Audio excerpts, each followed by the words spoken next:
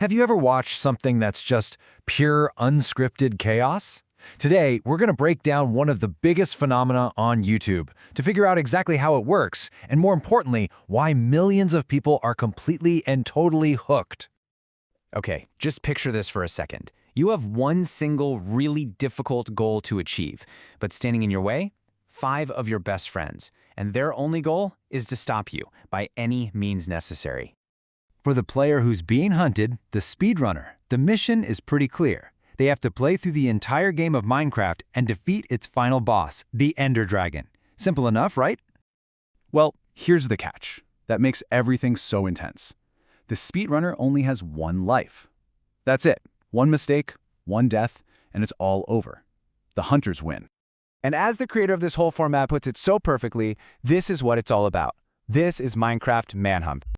So, what is it about this high-stakes digital game of tag that's made it one of the most popular formats on YouTube? Let's unpack it. Okay, so to put a formal definition on it, Minecraft Manhunt is a game where one player, the speedrunner, has to finish the entire game while a whole team of hunters does literally everything in their power to stop them.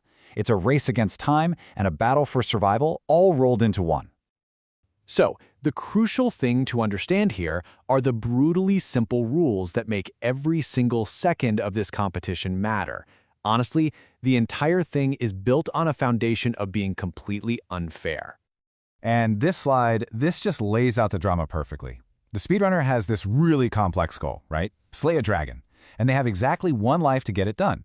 The hunters, their job is way simpler. Just stop the speedrunner. And if they die trying, no big deal. They just respawn and get right back in the hunt. The stakes are completely lopsided. Just let that sink in for a second. One player with one life against 5 opponents who have infinite lives. The odds are stacked impossibly high, which is exactly what makes it so thrilling to watch. Now, let's look at a case study and see how these rules create that pure unscripted drama. We're going to zoom in on a single moment from a manhunt to see how all these pieces come together in real time. The setup is a classic. After a long, intense chase, the speedrunner has finally been cornered. The 5 hunters are all closing in for the final blow. It really looks like this is the end. You can just hear the energy in their voices. They have him trapped. The hunt is reaching its climax, and they are all moving in for the kill. And there it is, a mistake. The speedrunner falls right into their grasp. From the hunter's point of view, this is the moment of victory. The trap worked, it's over. But this is where things get complicated. The speedrunner didn't just fall, they fell straight into a hornet's nest. The area is absolutely swarming with computer-controlled enemies that are hostile to everybody. So all of a sudden, that clean 5 versus 1 fight becomes a chaotic free-for-all. The hunters realize they've run into a much bigger problem. The environment itself has just become a third party in this fight. Now, what's so fascinating here is how the speedrunner doesn't see this chaos as a problem, but as an opportunity. They immediately start to weaponize this terrible situation they're in. So you've got these pillagers firing arrows at everyone, and then you have this huge iron golem that will attack anyone who hits it first. The whole situation is a powder keg. And the sheer number of these enemies is just overwhelming. One of the players says it feels like there's a million of them. It's not a fight anymore. It's a war zone. And right in the middle of it all is the speedrunner. And here is the brilliant, on-the-fly plan. First, the speedrunner draws the hunters right into the middle of that pillager swarm. Second, they position themselves right next to the iron golem, basically using it as a living shield. And finally, while everyone is distracted, they dig straight down and escape. And this quote from a hunter says it all.